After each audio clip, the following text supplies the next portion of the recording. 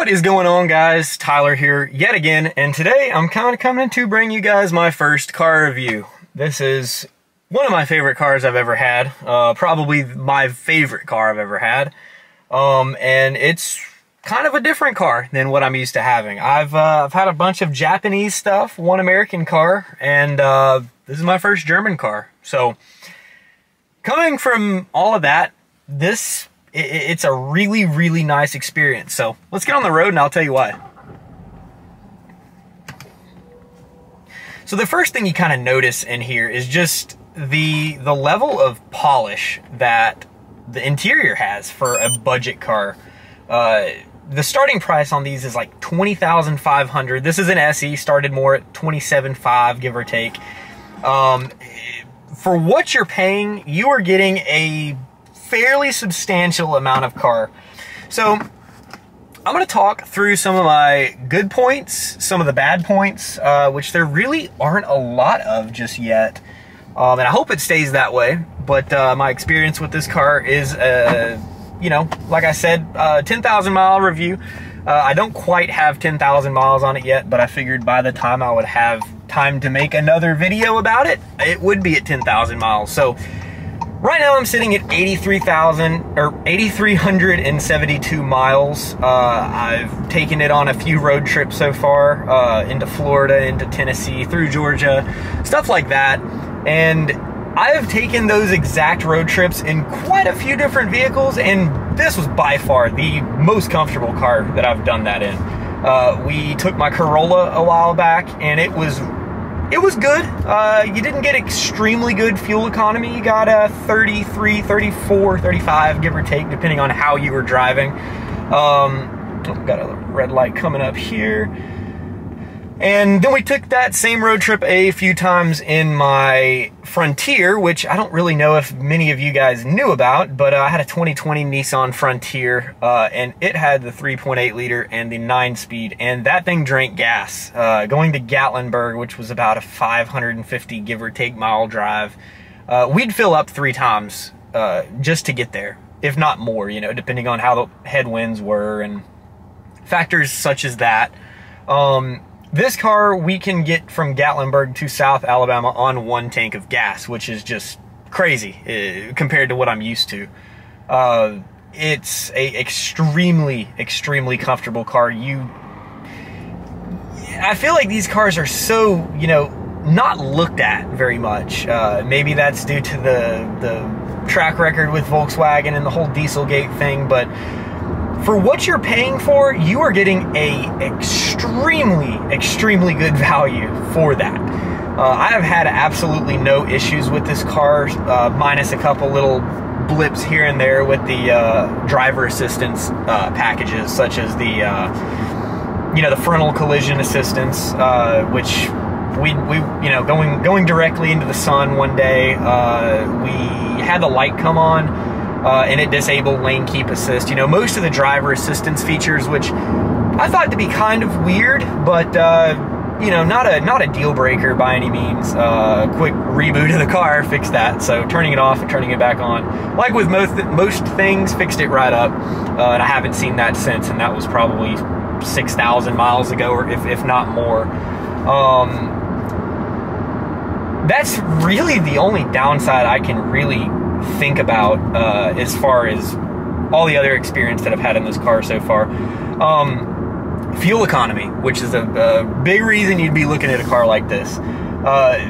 Through the city, I'll average 35 to 38 miles per gallon in stop and start traffic. When it comes down to more interstate, depending on your speed, the other day we went on about a 150 mile trip into Florida. And I averaged 46.6 miles per gallon. You can easily get 550 miles per tank in one of these cars in a 13-gallon tank, which is really, really cool to me on a car that's just a, you know, a turbocharged 4-cylinder, no hybrid bull or anything like that. I really love it. I mean, I wouldn't change many things about it. The cabin in here, as you guys can see, it's just a great place to be. You've got, you know, a nice little entry level, but still a nice, responsive, very fluid, and responsive MIB3 infotainment center, which you can control all of your vehicle settings through, but you still get your analog climate control buttons down here, which is a big thing because I know a lot of cars, including new Volkswagens, are going away from the analog stuff, but not everything you do has to be through a touchscreen, which is great. Your dash cluster up here, you've got, you know, your basic settings. You can toggle between, you know, a digital speedometer and a digital tachometer with your other information that you wish to have displayed up there, all available to you there. I keep it on this one. It gives you your trip information, and I got my oil temperature up there with my speed in the middle, of course. Yeah, I mean, the cabin of this car is a lot quieter than other vehicles that I've driven, and I've driven a good bit of stuff, you know, since I've been driving. The Corolla that I had, which is probably the closest sibling to this car, it was pretty loud inside, and just from a road noise point of view, it was pretty loud. I don't know where that dog bark's coming from, but it is. Oh, over there, big old dog. You guys won't be able to see it, but it's a big old dog. The performance in this little car for what it is, I think it's topping the scales at about 26 or 2,900 pounds, give or take, without me in it. The performance has nothing left to be desired. It's about 150 something horsepower inline four with a turbocharger on it, an IS-12 turbo. You've got 184 foot-pounds of torque. I want to say it's 1,750 RPM. So when you need to pass somebody on the interstate, that low-end torque combined with the great Aisin 8-speed automatic transmission just leaves nothing left to be desired in this class of vehicle. The handling is a very interesting middle ground between firm and soft. It's a very comfortable and cushy ride, but when you really kind of get it into a corner, you really wouldn't expect it to have been able to be as plush as it feels, you know, especially for, like I said, this class of car. The one gripe with the handling and the driving characteristics are the tires that come on it are Nexen, I forget the exact model, but they're a very cheap tire with a lot of road noise, and the off-the-line acceleration is always thwarted by the tires losing traction. Dry or wet or gravel or dirt, you know, this car has seen it all. I use this car for a car. I don't baby it. It's a tool to me. The back seats back here rarely have people sitting in them, and typically they have our blue tick Beagle sitting in the back. Here you've got, you know, your basic setting. What? What? What? Is it one of these? One of these? Give him one more, make him sit. Bo, you're gonna see it. See it. Oh, good boy, get you that. Good boy. And he loves it back there. And even when he gets out of his little car carrier, he, you know, the interior holds up great. He likes to kind of explore, and, you know, the seats that these are made out of, it's a leatherette material. They really don't care.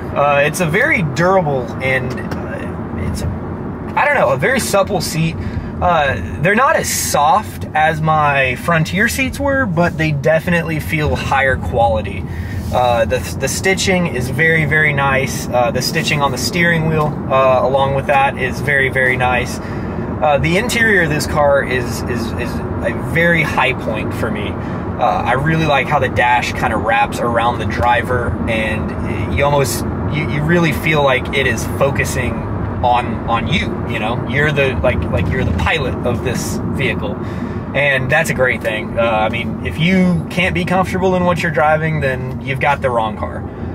You know what I mean? This car so far has been nothing but top-notch comfort. I really, really, really like it. And of course, saying that, you know, this isn't a Mercedes S-Class, this isn't a, you know, a Volkswagen Arteon or an Audi S series, it's a Volkswagen Jetta at the end of the day. But going into it, knowing that, it's a very, very, very great place to be inside of this car.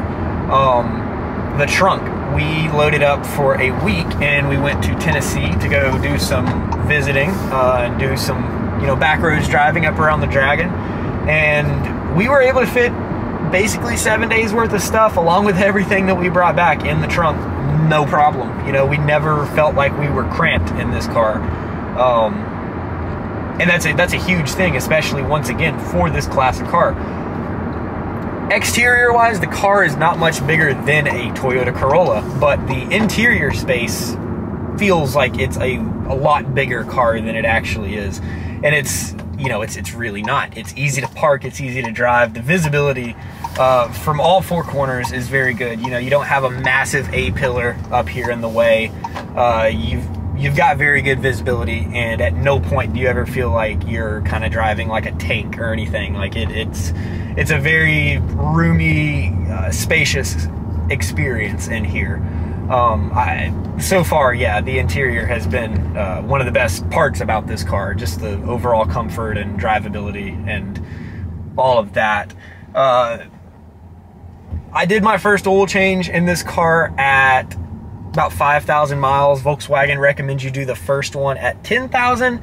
I am a little leery about that, so I did mine at 5,000, and then they recommend you to do the next one at 30,000. So 10,000 miles for the first interval, 20,000 miles for the next. And I'm not going to do that. I'm going to do it 5,000 miles every time. I use Motul or Liqui Moly 6200 Top Tech oil with a genuine Volkswagen filter. And the maintenance is kind of a thing about this car that you got to kind of come into with an open mind, knowing that it is a German car. You have to take out probably 20 screws to get to the oil pan, and they're all Torx, you know. It's one of those things. And if you know that and you know to expect that, it's not a big deal. It's genuinely not a big deal. It's not difficult. None of the screws are hidden. You take them out, you drop your, you know, belly pan, and you change your oil. And for that part, it's just like any other car. I mean, at the end of the day, this is just a German compact car. This isn't a, you know, a supercar or anything. So most of the things you're going to be working on are very simple, albeit maybe a little bit different than what you're used to if you've got a background with Japanese cars, which I know probably a lot of my viewers do. The build quality is another thing, and that's kind of a hit or miss topic for Volkswagens, as some of you followers may know. The build quality of this car has been great. The interior has no rattles. The panel gaps on the exterior of the car are all fantastic. The fit and finish of the car is really just top-notch. They really did a great job on all of that, fitment-wise on this car. I have no complaints for that. I really don't. Even with it being an entry-level, you know, compact car, it really feels like you're driving something a lot nicer than you are. So that brings me on to my next point, the infotainment center. It's a 8-inch TFT touchscreen, matte finish, so no glossy crap to ruin your day with. The apps and all of that are all very, very, very responsive for this, you know, for an entry-level infotainment center. You really, the infotainment center on my Corolla was a 7-inch something or other. I forget exactly what they call it. Grace Note. I forget exactly. The general usability was not bad, but the apps were, like any of the, you know, onboard, you know, what have yous, they were just so laggy, and it really felt like you were using an Android tablet from 2010 trying to run the latest version. It was not a pleasant experience. This one, though, so far has been great.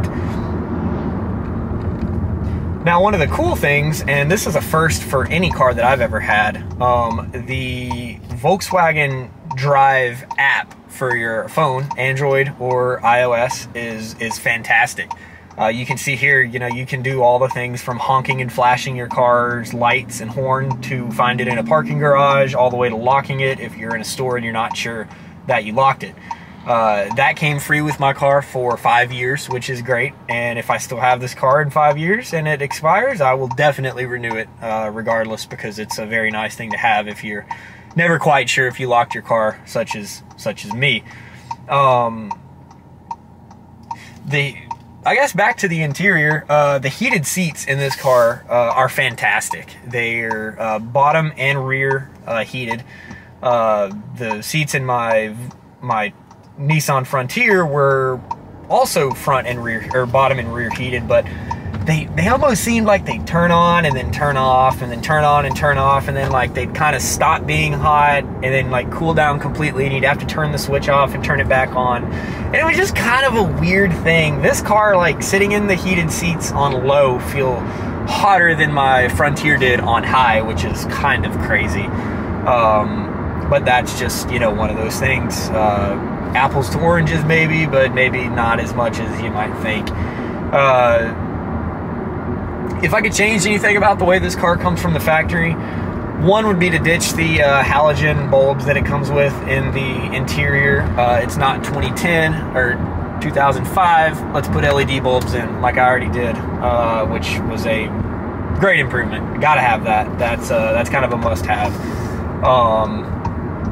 Did that immediately. Did mirror lights as well as the trunk light. So it's a cheap upgrade, you know, and it makes your car feel a lot nicer when you can open the door at night and see absolutely everything. As far as everything else, one of the other cool features, you can, you know, do your remote start from the key fob, which is something that I've never had on a vehicle before. And when you do that, it knows the ambient temperature, and it knows whether to cool the interior or heat the interior. And as far as heating the interior, it'll remember if you got out and you had a passenger, and if it's cold, it'll turn on both heated seats. This trim level, the SE, does not have cooled seats, but it'll turn on your heated seats, and it's kind of a nice touch.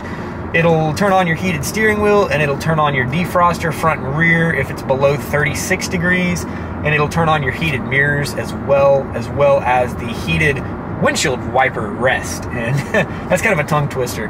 Windshield wiper rest, as well as your heated windshield wiper spray nozzles, which is kind of one of those things you don't expect to have on a sub $30,000 compact car. But you do have it, and it's very, very nice. We're getting into the colder temperatures this year of the year right now, and that's something I'm really excited to try out, because there have been days where I have to sit with my defroster on before I can go because my windshield's frozen over. So being able to do that, great. Another big selling point to me on this car was the styling, and as you guys saw in the intro, you know, it's a very understated look, which some people love and some people hate. And I understand. I like it not trying to look crazy, like it's something that it's not, but I also like, you know, the little attention to detail, you know, the trim in the places that they put the trim on the grill. And let me try to get out here before I get run over by this Hyundai.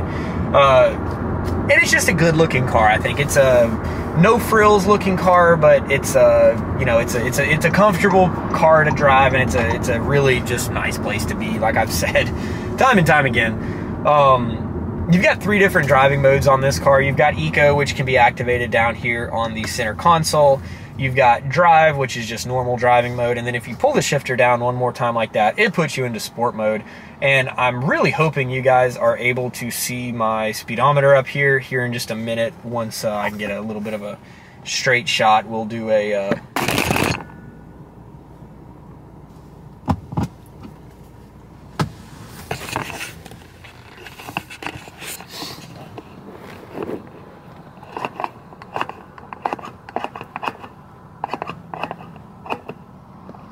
my camera fell down. So now that we're back up, once I can get a straight shot up here, we'll kind of give a little bit of a run, and I'll put my specs up here on my GoPro. So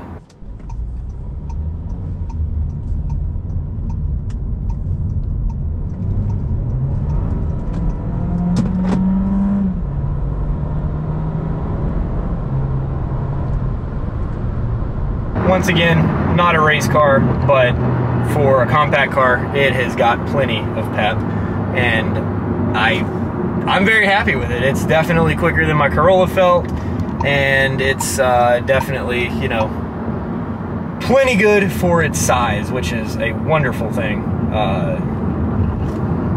I'm probably not going to get on it any over here because this is a good place to die, because the roads down here in South Alabama that I live in absolutely suck. Anybody that lives here can vouch for me on that. Well, it spins. These tires are not the best. It makes you feel like you've got a lot more power than you actually do, but you know, at the end of the day, you don't. It definitely could go for some better tires, and as soon as it's time to replace the tires on this car, I'm gonna go with something hopefully a little bit better than this, but I feel like you can kind of just, you know, grab anything and it'll be better than this. But yeah, guys, I really, really love this car. I've never really loved a car the way I love this car. It's a great experience, great place to be. Very, very solid feeling car. The construction is fantastic. The interior is rather quiet.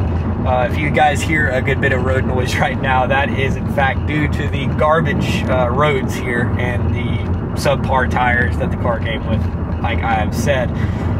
So yeah, I mean, if you guys have any questions, comments, suggestions that you want to see with this car, just let me know down in the comments. I'm sure I'll do a 20, 30, 40, 50,000 mile update on this car too, as we do more trips and rack the miles up. Kind of let you guys know how it's held up. And yeah, so once again, thank you all for watching this video. I'm gonna get home without getting T-boned by an Altima, and yeah, thank you guys for watching. Maybe get through this intersection before I say I didn't get T-boned. Speaking of, there's an Altima right there. 2 Altimas, one with a spoiler. See you guys later. Thanks for watching.